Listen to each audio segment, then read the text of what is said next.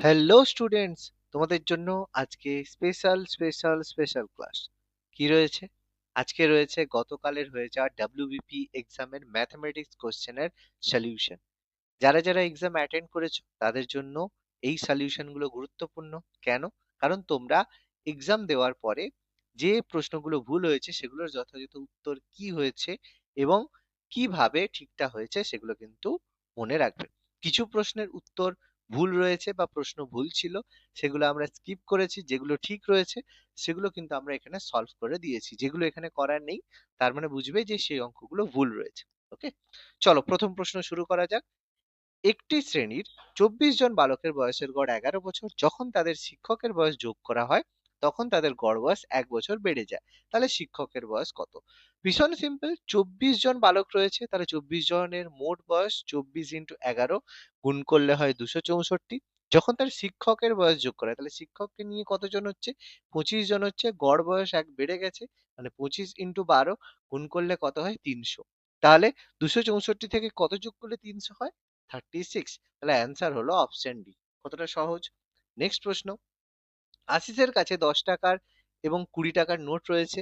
যদি ২০ টাকার নোটের সংখ্যা ১০ টাকার নোটের সংখ্যার দ্বিগুণ হয় তাহলে তার কাছে মোট ৩,২৫০ টাকা রয়েছে। তাহলে কতগুলো নোট রয়েছে? তাহলে আমি মনে করলাম যে ১০ টাকার যে নোট সেটা রয়েছে x সংখ্যক, আর ২০ টাকার যে নোট রয়েছে সেটা রয়েছে 2x সংখ্যক। তাহলে নোট রয়েছে 30x, তার মানে 3x। তাহলে আমরা উত্তর যে 3x বের করবো সেটাই কিন্তু অ্যান্সার হবে। তাহলে শর্তানুযায়ী কি 10x থাকা মানে 10x টাকা রয়েছে, 2x থাকা মানে মোট 40x টাকা রয়েছে। তাহলে সেটা সমান কত? ৩,২৫০ টাকা। মানে 50x সমান ৩,২৫০ টাকা। তাহলে x সমান কত? ৩,২৫০ থেকে 50 বাদ দিলে কত হয়? 65।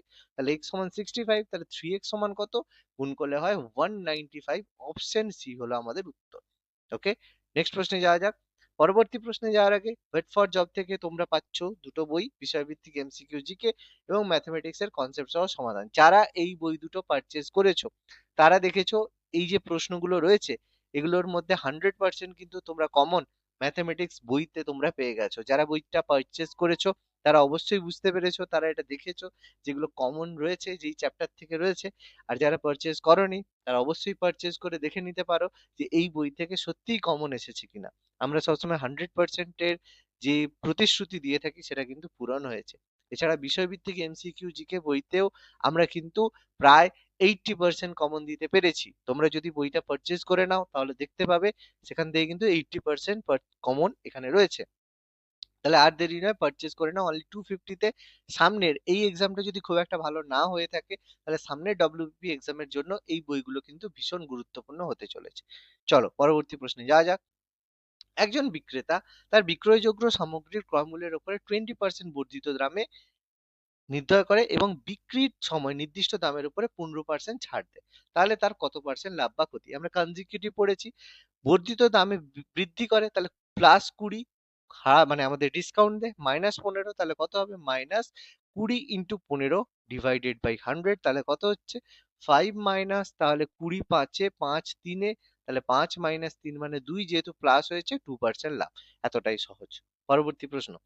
প্রশ্নবোধক স্থানে কি বসবে? 452 প্লাস 312 মাইনাস 16। তাহলে 452 প্লাস 312 যোগ করলে কত হয়? 764। সেখান থেকে আমরা যদি 16 মাইনাস করি তাহলে কত পাই? 748। সেটা ইজিক্যাল টু 34 ইন্টু কত? তাহলে 34 দিয়ে ভাগ করব। ভাগ করলে কত হয়? 22 22। অপশন সি আমাদের উত্তর। পরবর্তী প্রশ্ন। দুটি সংখ্যার যোগফল 506। যদি দ্বিতীয় সংখ্যাটি প্রথম সংখ্যার 5-এর 18 হয় তবে প্রথম সংখ্যাটির 4-এর 9 অংশ এবং দ্বিতীয় সংখ্যাটির 2-এর 11 এর মধ্যে অন্তর কত? কোশ্চেনটা বড় মনে হতে পারে কিন্তু ভীষণ সহজ। দেখো সংখ্যাটা x, প্রথম সংখ্যাটা, তাহলে দ্বিতীয় সংখ্যাটা কত হবে? তার 5x/18। শর্তানুযায়ী এটা কত? 506। এবার এটাকে তোমরা যোগ করবে, যোগ করলে দেখবে লসাগু হবে 18। আর যোগফল 18 প্লাস 5 মানে 23 হবে। তার মানে 23x, 23x সমান হয়ে যাবে 506 ইন্টু 18। x সমান হবে 506 ইন্টু 18 ডিভাইডেড বাই 23 করলে কত হচ্ছে? অ্যান্সার হচ্ছে 396, 396। কিন্তু এটা তো জানতে চাইনি, জানতে চেয়েছে প্রথম সংখ্যাটা 4-এর 9 মানে 4x/9 মাইনাস 5x/18 যে সংখ্যাটা রয়েছে তার 2-এর 11 অংশ। তাহলে এটা কত হবে? 2 9 18। তাহলে করলে কত হবে, স্পেলিং আমাদের 99 হবে। তাহলে এটা কত হবে, 11×9 = 99, মানে 44, 11×4 = 44, 44 মাইনাস 5x মানে 39x/99। x এর মান আমরা পেয়েছি 396, তাহলে হবে 396 × 39/99।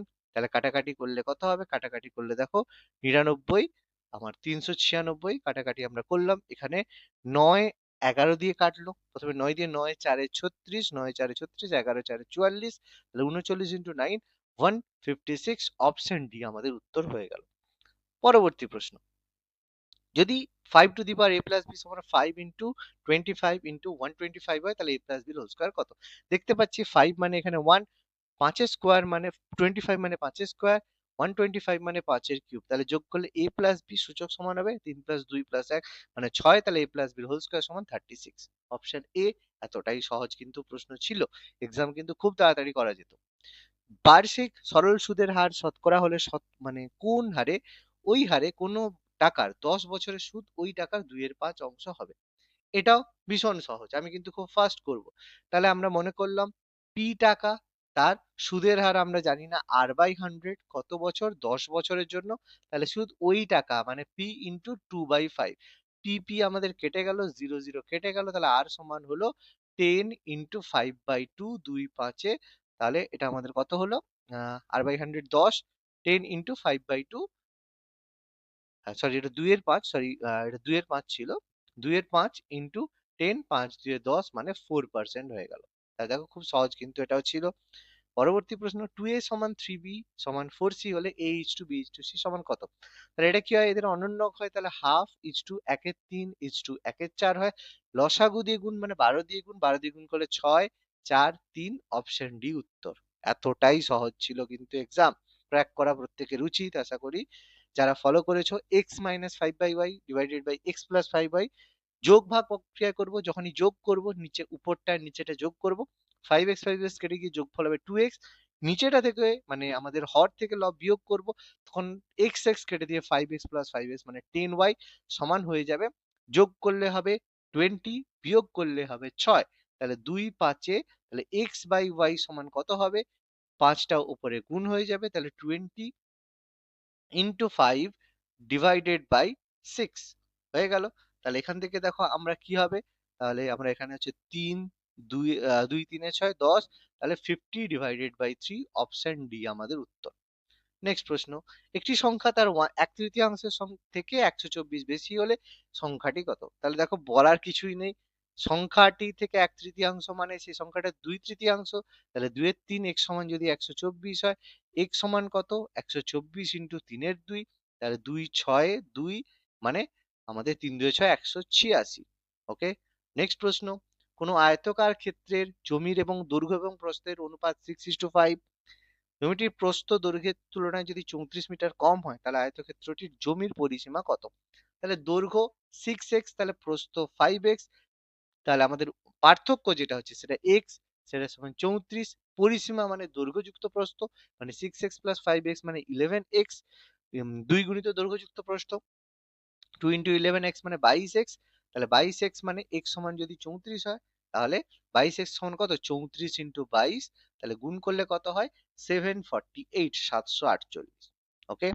নেক্সট প্রশ্ন, দুটি গাড়ি এ এবং বি একই সময়ে একই স্থান থেকে বিপরীত দিকে যাত্রা শুরু করে, এর গতিবেগ 34.5 আর বি এর গতিবেগ 41.5 হলে কত ঘন্টা পরে তারা 684 কিলোমিটার দূরে যাবে? তাহলে দেখো একই বিন্দু থেকে এ আর বি যখন বিপরীত দিকে যাচ্ছে, বিপরীত দিকে গেলে কি হবে, 1 ঘন্টায় তারা যোগফল দূরত্ব অতিক্রম করবে, মানে 1 ঘন্টায় তারা 34.5 প্লাস 41.5 মানে কতটা ডিস্টেন্স অতিক্রম করছে, দেখো যোগ করলাম 0 0, তাহলে এটা হয়ে গেল 676।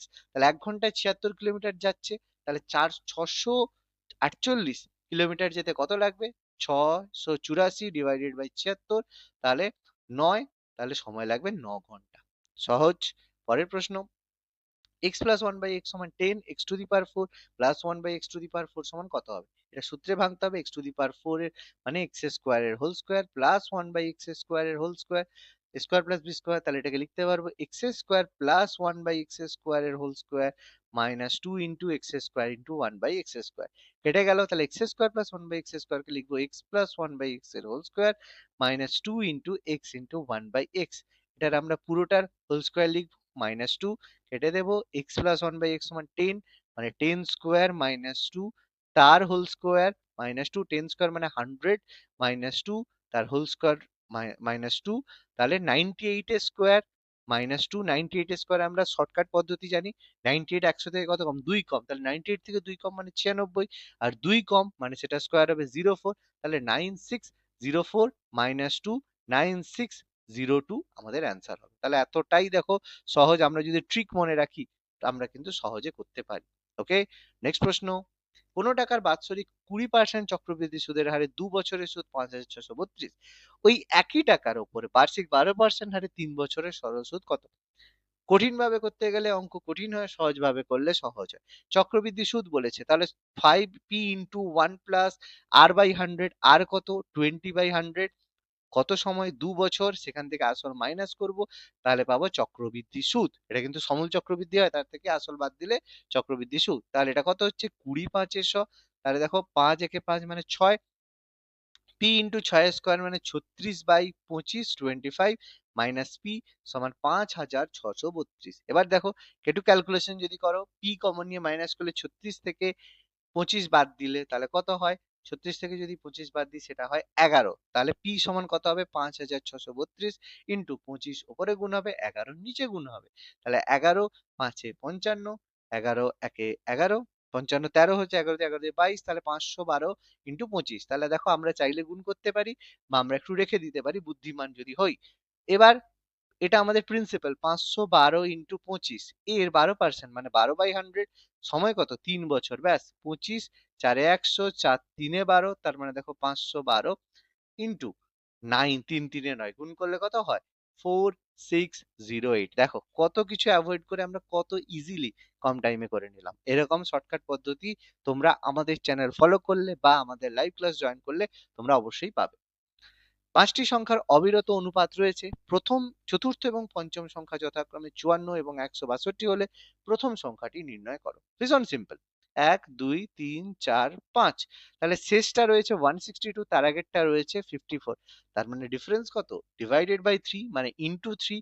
পেছনে যাব, তাহলে 54 থেকে 3 ভাগ মানে ভাগ করলে আমাদের কত হয়, হয় 18, সেখান থেকে 3 ভাগ করলে কত হয় 6, সেখান থেকে 3 ভাগ করলে কত হয় 2, তাহলে প্রথম সংখ্যা অবশ্যই 2, 2 6 18 54 162, খুব সিম্পল। নেক্সট প্রশ্ন, 890 মাইনাস 0.9 মাইনাস 512.3 ডিভাইডেড বাই 126.2 কত হবে? দেখো বিয়োগ করলাম, তাহলে 0.6, এটা হচ্ছে 873 ডিভাইডেড বাই 126.2, তাহলে কত 3-এ আমাদের কাটাকাটি হয়েছে, ডাইরেক্ট উত্তর।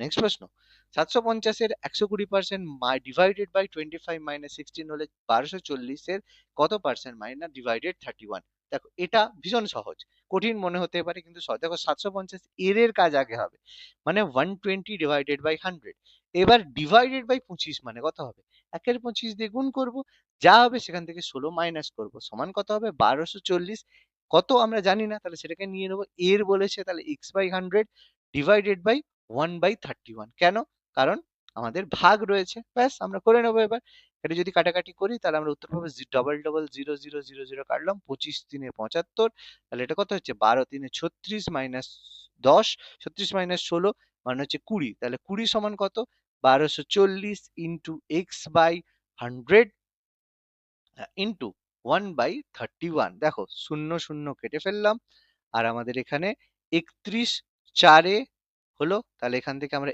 x সমান পাবো, x সমান কত 20 ইন্টু 10 ডিভাইডেড বাই 4, 4 5-এ 20, তাহলে 50, অপশন এ আমাদের উত্তর।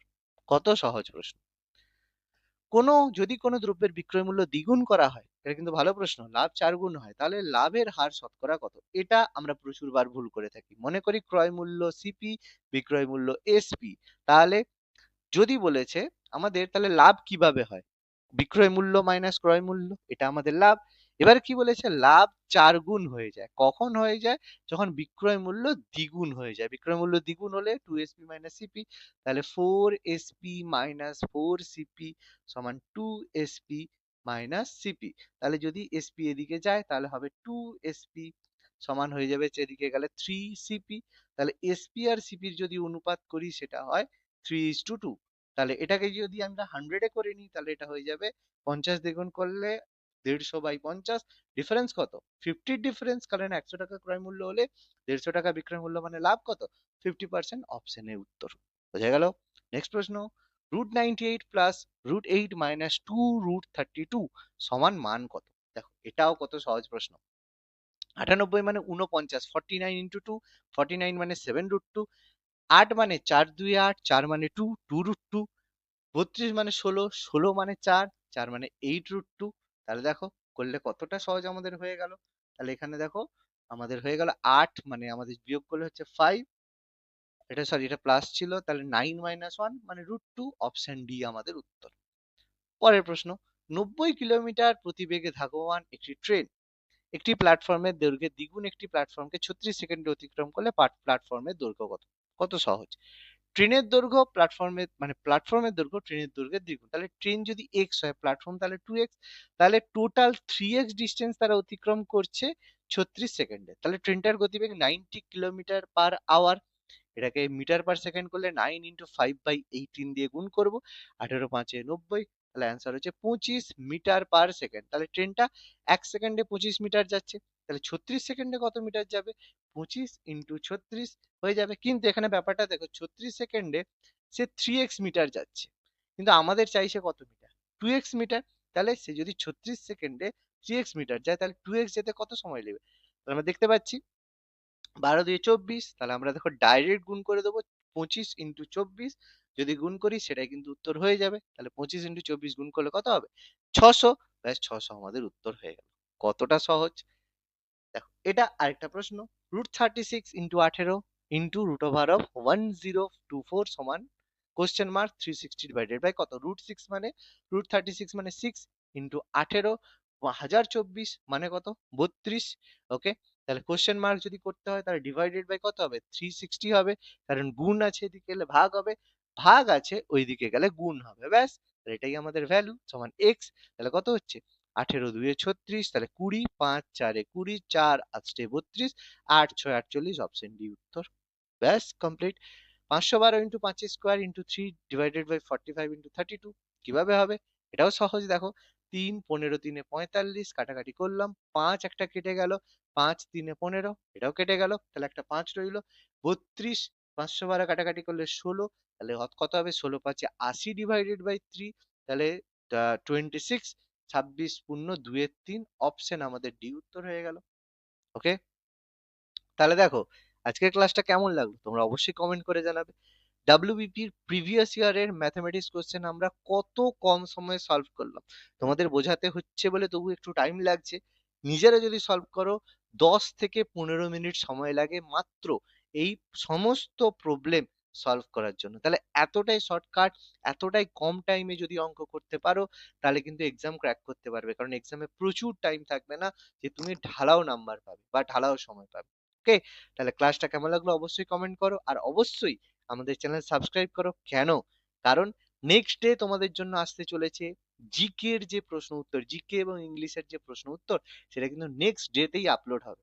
ফলে সাবস্ক্রাইব যদি করে রাখো তাহলে পরের দিনের উত্তর সবার আগে তোমরা পাবে। ধন্যবাদ।